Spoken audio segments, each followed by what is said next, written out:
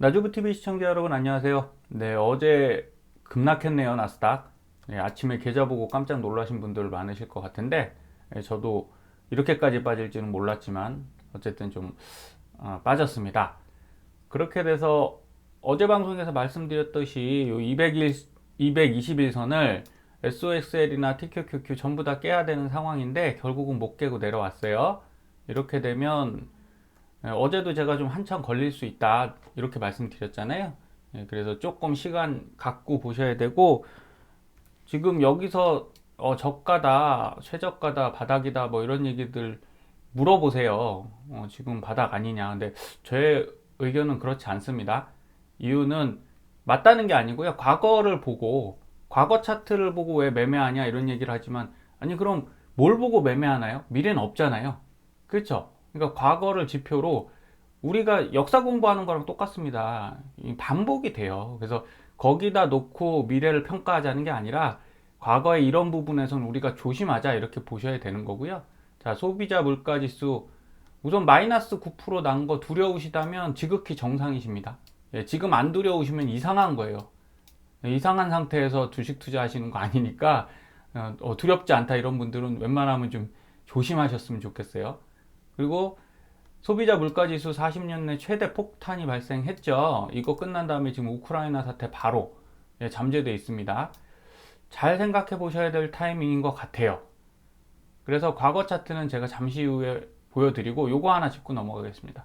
미국은 정치적으로 좀 불안할 때 뭐 치트키 같은 성격일 수는 있는데, 이라크 전쟁 43대 아들 부시 대통령이죠. 아프가니스탄 전쟁 이렇게 시도를 했어요.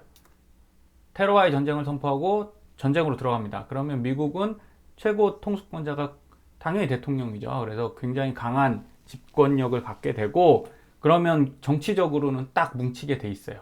하지만 경제적으로는 어떤 상황이 왔냐? 결국 이 전쟁들을 수행하면서 미국 경제에 좋지 않았거든요. 그래서 2008년도 세계 금융위기 발생의 책임을 아들 부시 대통령이 많이 질타를 받았습니다. 그러나 뭐 본인은 큰 문제 없이 잘 퇴임하셨죠. 그 이후에 44대 오바마 대통령이 이 두 개의 전쟁에다가 시리아 내전까지 하나 더 겹쳐서 세 개의 전쟁을 물려받았습니다. 미국이 그렇게 좋은 상태로 외교적으로 열심히 노력했지만 전쟁에 의한 부채도 꽤 상당해요. 그래서 지금은 좋은 상황은 아니다. 우리 잘 생각하셔야 될 때고요. 2차 세계대전 승리로 사실 미국이 강대국의 지위로 올라섰습니다. 유럽은 전부 초토화됐잖아요, 그때. 다 박살난 상태에서 군수품 납품하던 미국. 그리고 미국에선 전쟁이 안 일어났죠. 본토가 멀쩡했잖아요. 그러다 보니 완전히 큰 힘을 얻고, 그 물자 팔아서 번 돈으로 초강대국이 됐습니다. 근데 그 이후에 계속 고전 중이에요. 돈만 쓰고 티 안 나고. 예전에 베트남 전쟁 졌죠. 그리고 아프가니스탄도 요번에 바이든이 철수했죠. 바이든 대통령이. 자, 철수만 했지 사실은 상처뿐인 영광뿐인 상처가 맞겠네요. 상처만 남았습니다. 그래서 여러분 잘 생각해 보셔야 되고요. 자, 차트에서 한번 보여드리면, 자, 과거 차트 한번 보고 갈게요. TQQQ 과거 차트를 보여드리겠습니다. 이거 보여드리는 이유는 지금부터 집중하세요. 자, 2012년 2월이고요. 우리가 바닥을 확인해 보자는 거예요. 자, 과거에 TQQQ는 어떤 움직임을 보였냐? 처음 듣는 분들을 위해서 살짝 S밴드 설명드리겠습니다. 이거 저희가 개발한 S밴드고요. 이렇게 하락할 때 여기 밑에 하늘색 선하고 파란색 선이 있어요. 여기 닿으면 대부분 이렇게 상승을 합니다. 이게 거의 바닥이에요. 진바닥에 해당되는 거고, 그리고 올라가다가 이 핑크색하고 빨간 선까지 가면 대부분 맞고 떨어집니다. 이게 천장이라는 거죠. 어깨, 천장 이렇게 보시면 돼요. 핑크색이 어깨고 빨간색이 천장이다. 이 하늘색이 무릎이고 이 파란색이 이제 땅바닥이다. 뭐 이렇게 생각하시면 되겠어요. 2012년도 보시면 여기 파란 색깔 닿진 않았는데, 여기 닿진 않았죠. 명확하게 보면 살짝 그 근처까지 갔는데 닿지는 않았어요. 그리고 나서 이렇게 반등을 합니다. 쭉 반등을 했어요. 근데 여러분 생각하셔야 되는 게 이 하늘색 선에서 끝나진 않았죠. 여기 보면 하늘색 선에서 끝났잖아요. 그죠? 파란색 안 가고 하늘색 선에서 딱 끝났습니다. 이런 경우는 보통 반등을 잘 해요. 근데 이렇게 파란색 선까지 가잖아요. 반등은 합니다. 여기서 이렇게 해서 반등했죠. 근데 결국 어떻게 되냐? 다시 원위치로 요거 한 2달 정도 이후죠. 2달이 아니라 한 5달 정도 이후 거의 원위치로 다시 가요. 그래서 이 파란색 닿는 거는 저는 극도로 싫어합니다. 주가가 이 파란색 선을 닿는다. 이거 자체를 굉장히 안 좋은 시그널로 파악을 해요. 자, 2015년 볼게요. 제가 맞는 케이스만 갖고 온 게 아니고 이따 주봉 다 보여드릴 건데 전부 다 이렇게 쫙 보여드릴 겁니다. 2015년도 어떤가요? 여기 파란색 닿았죠? 그리고 반등을 합니다. 그럼 여기가 바닥이 당기는 맞아 보여요. 근데 여기 또 떨어지죠? 근데 더 밑에까지는 안 가고 딱 거기까지 빠졌어요. 그러면 이게 바닥이 맞는 것 같죠? 그리고 상승합니다. 자, 이렇게 상승해서 핑크색 라인 닿았다가 여기 왔다 갔다 하다가 결국 어떻게 가냐? 네, 한 6개월 이후에는 그 밑에까지 내려가 버려요. 그러면 여러분 여기서 꾸준히 사서 모았다고 칠게요. 여기 다 깨졌겠죠? 여기 다 마이너스입니다. 그래서 제가 이럴 때 알려드릴 테니까 매도하실 수 있으면 좀 매도하시라는 거예요. 이해하시겠죠? 그래서 이 파란색 라인 닿는 거 굉장히 안 좋습니다. 자, 2017년 12월이에요. 여기서도 어떻게 됐냐? 제가 말씀드린 대로 파란색 안 닿고 하늘색만 닿으면 여기 하늘색 닿았죠? 자, 이 부분에서 하늘색 닿았습니다. 다시 상승하죠? 그리고 내려왔는데 파란색에 닿진 않았어요. 근데 근처까지 갔어요. 별로 좋지는 않은데 그래도 다행히 안 닿습니다. 그래서 여기 하늘색까지만 닿고 이렇게 꾸준히 상승합니다. 자, 이런 거는 좀 가능하다는 거예요. 파란색 선이 안 닿았으니까. 근데 여기 보시면 파란색 선이 닿았죠. 상대적으로 이쪽보단 이쪽이 가격이 높아요. 그래서 여러분들이 얼마 안 떨어졌다. 얘는 엄청 떨어진 거잖아요. 따지고 보면. 얘는 얼마 안 떨어졌다 생각을 하실 건데, 자, 이 파란 선이 닿으면 이런 문제가 발생한다는 거예요. 자, 여기 붙여보겠습니다. 그 이유를. 파란색 선이 닿으니까 어떻게 되나요? 다시 올라갔다가 내려가죠. 그럼 여러분 여기 왔을 때 바닥이다 생각하실 거 아니에요. 지금 이 상황이에요. 바닥이다 라고 생각하시는데 결론 볼게요. 요게 여기거든요. 다시 올라갔다가 어떻게 됩니까? 또 떨어지죠. 다시 올라갔다가 또 떨어집니다.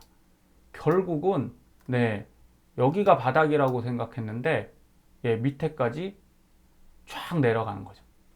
이런 문제가 있어요.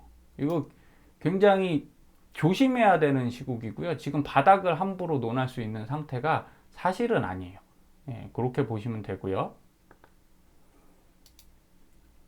자, 2019 12월이죠. 2019년 12월도 한번 보겠습니다.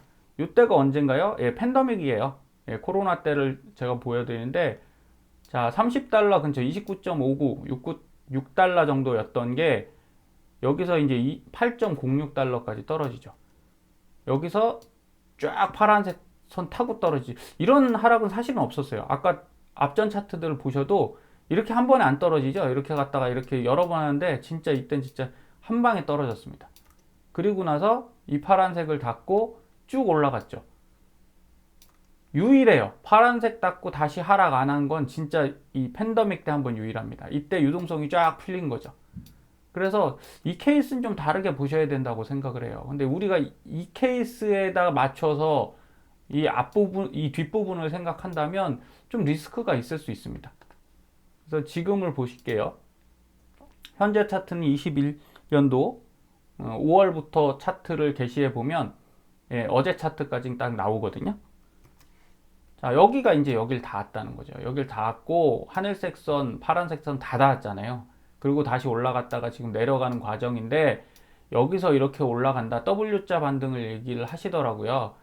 할 수도 있지만 과거 사례를 보면 그렇게 쉬운 문제 아닙니다. 여기서 조금 더 밀릴 수도 있고요. 최소한 50달러 밑에 45달러까지는 보셔야 돼요. 그래서 이런 말씀을 드리는 이유도 같이 보여드릴게요. 차트를 보시면 나오는데 이게 TQQQ 주봉입니다. 주봉이고요. 제가 전체를 보여드리겠다는 게 이 얘기예요. S밴드를 다 적용한 상태고요. 여러분들이 보실 때 이렇게 위쪽에서 상승하다가 여기 보라색 선을 뚫고 내려왔죠. 이렇게 아래로 내려왔지 않습니까? 자, 이런 경우는 대부분 보라색 선을 다시 이렇게 뚫고는 가죠. 그런데 어디 닿았는지 보세요. 주봉은 조금 스케일이 크죠. 기간이 큰 기간입니다. 그래서 파란색 선까지 주로 안 닿고 여기 하늘색 선까지 닿고 반등을 많이 해요. 이렇게 올라갔죠. 이렇게 보시면 됩니다. 그럼 제가 넘기면서 좀 보여드릴게요. 자, 여기 앞쪽에 보시면, 이쪽 보시면, 네, 지금 보라색 선 밑으로 내려왔는데 확 깨고 내려오진 않았죠? 그럼 다시 올라가죠? 이렇게 올라갑니다. 보라색 선 왔죠? 밑으로 내려왔네요. 자, 근데 이 아래까지 내려오진 않았어요. 자, 그렇게 하고 이제 갑니다, 다시. 이렇게 가서 보라색 선에서, 원래 이게 정상적인 가격 범위예요. 상승 구간에선 보시다시피 보라색하고 핑크색 선에서만 이렇게 움직여요. 이렇게 내려오는 때는 언제냐? 하락 반전이나 뭐 이런 때죠. 그래서 계속 가보겠습니다. 이렇게 요 안에서 움직이다가 여기 깼죠. 그런데 다시 보라색 타고 올라갔죠. 이런 건 좀 안전한 구간인 거예요. 저희 입장에서. 여기서 이제 또 타고 올라가네요. 쭉 가다 보면, 자, 여기서 이제 깼습니다. 깨면 어디까지 깼죠? 네, 여기 바로 하늘색 라인까지 깨죠. 그러니까 한 번 내려와서 깨면요, 보통 여기까지 깨요. 그게 미국 나스닥의 좀 특징입니다. 올라갈 때 진짜 잘 올라가다가 깰 때는 한 번 깹니다. 여기서도 결국 여기까지 내려왔죠. 하늘색까지 내려왔고요. 근데 이거 보세요. 한 번 깨고 올라갔다가 다시 깨죠. 이런 게 쌍바닥인 거죠. 주봉에서 볼 때 쌍바닥을 보시는 게, 미국은 좀 그렇습니다. 우리나라는 일일 단위에서 쌍바닥을 봐도 되는데, 미국은 좀 스케일이 커서 그런 것 같아요. 이러다 다시 올라갔습니다. 쭉 가볼게요. 또 보라색에서 왔다 갔다 하다가 여기 또 깼죠. 그래서 하늘색까지 떨어졌습니다. 올라갔다가 이렇게 올라갔습니다. 이게 바로 언제예요? 네, 팬데믹 바로 전에 무역전쟁, 미중 무역전쟁 하던 그 시기입니다. 자, 여기서도 하늘색까지 떨어졌죠. 그러니까 떨어지면 하늘색까지 떨어집니다. 이렇게 해서 또 이렇게 쭉 올라갔죠. 근데 지금 어디까지 떨어졌어요? 보라색은 뚫고 벌써 내려왔는데, 여러분 여기 하늘색 라인이 43달러 라인이잖아요. 요때까지 보셔야 돼요. 그래서 50달러를 얘기하는 건 조금 섣부를 수 있다라고 말씀드리는 거고, 제 의견이 완벽하다는 거 아닙니다. 과거 차트가 100% 맞는다고 말씀 안 드려요. 하지만 참고를 하셔야 되고, 그 이유를 말씀드리면, 제가 이런 말씀 드리는 가장 큰 이유가 고점이라는 거죠. 고점에 물려서 마음 아프신 분들 많잖아요. 지금 이 종목 말고 TQQQ 말고도요. 국내 종목도 많아요. 그러니까 국내 종목 피해서 미국으로 갔는데 거기서 또 물린다? 그것 더군다나 3배다? 이거 되게 위험합니다. 그래서 전 조심하셨으면 좋겠고, 제가 방송에서 EDC 말씀을 가끔 드리잖아요. 이런 겁니다. 자, TQQQ 그냥 요 월봉으로 보면요, 이렇게 올라왔죠. 사실은 이 앞에는 데이터가 없어요. 금융위기, IMF 이럴 땐 TQQQ가 없었어요. 상장기간에서 벗어나죠. 그러다 보니까, 자, 이렇게 올라와서 지금 여기고요. 싸다고 생각하세요? 저는 좀 비싸 보이는데요. EDC를 한번 볼게요. 이머징에 대한 TSMC와 삼성전자와 알리바바 이런 게 들어있는 거예요. 과거 303달러였습니다. 2011년도에 303달러였던 게 지금 72달러까지 내려왔어요. 4분의 1 토막 났습니다. 자, 어떤 게 싸 보이세요? 저는 이게 좀 싸 보여서 이걸 사시라는 게 아니라 같이 좀 하시면 어떨까. 왜 이렇게 비싼 거에, 물론 미국이 좋은데 지금 상황이 제가 볼 때 베스트는 아니거든요. 그래서 여러분들한테 꼭 말씀드리는 거예요. 자, 마지막으로 제가 1월 22일 자료에 이런 말씀 드렸어요. 3X 레버리지 안전벨트는 메고 하시나요? 매시든 안 매시든 그건 시청자님들 선택이시죠. 근데 저는 메고 해요. 그래서 여기 그때도 SQQQ 있었고 TECL 있었고 TMF 있었는데, 자, 어제부로 많이 사졌어요. SQQQ는 저는 계속 샀어요. 그동안 사서 수익 났죠. 사실은 그저께 22년도 2월 11일이죠. 그때는 마이너스였는데 12일 어제부로 이제 플러스로 전환했습니다. 그래서 어제 팔고 이거를 한 10주 팔아갖고 그걸 TCL을 샀어요. 그러면 저는 수익이 났죠. SQQQ를 팔고 TCL을 샀고 TQQQ를 샀기 때문에 수익 난 걸 갖고 다시 재매수를 한 거예요. 그래서 이전 방송 보신 분들 알겠지만 TQQQ 저는 15주 갖고 있었는데 어제 12주가 자동 예약, 자동 주문 통해서 매수가 또 됐거든요. 그리고 TCL도 마찬가지입니다. 이렇게 매수가 됐고, 그러면 제 전체 계좌는 전날 1억 300, 1억 300 정도 됐던 게 1억 200에서 뭐 빠져봐야 한 7, 80만 원? 네. 만약에 제가 이 1억을 뭐 다 TQQQ는 안 갖고 있겠죠. 5천만 원만 TQQQ 갖고 있었어도 어제 하루만 마이너스 450이 났을 거예요. 그런데 뭐 7, 80만 원 정도면 뭐 3배 레버리지 하는데 그 정도는 감수하실 수 있어야 되는 거죠. 그리고 저는 아직도 예수금이 3,200, 500에서 3,700 정도 있기 때문에 총 예수금은 3,900 정도 있거든요. 제가 원하면 저가다 생각하면 더 살 겁니다. 그래서 제가 66달러를 지난 방송에 드렸던 이유도 거기를 올라가면 더 살 겁니다. 이런 말씀이었고요. 그 밑에는 자동 주문 통해서 계속 매수를 하는 거예요. 어제 2개가 딱 사졌더라고요. 그래서 여러분도 앞으로는 알 수 없습니다. 그래서 너무 급한 맘 먹지 마시고 쌀 때 사야죠. 매수하십시오. 하지만 급하게만 하지 마시고 요거 매도만 마지막으로 말씀드릴게요. 궁금해 하시는 분이 있어서. 자, SOXL 같은 경우는 매도를 이렇게 하시면 돼요. 지금은 매도할 시기는 아니죠, 사실은. 네. 120분 봉에서 볼 때 120분 봉 보겠습니다. 혹시 수익이시라고 하면 예전에만 갖고 계신 분 말고 여기 사셨다고 칠게요. 여기나 여기 예약 매수가 돼서 아니면 밤에 지새우면서 샀다고 치겠습니다. 그러면 여기 가면 수익이잖아요. 그쵸? 그러면 언제 파냐? 이때 20% 팔고, 그리고 여기 보시면 61선 하단 내려갈 때 20% 팔고 이러면 되는데 120분 봉에선 그렇게 하지 마시라고 말씀드렸잖아요.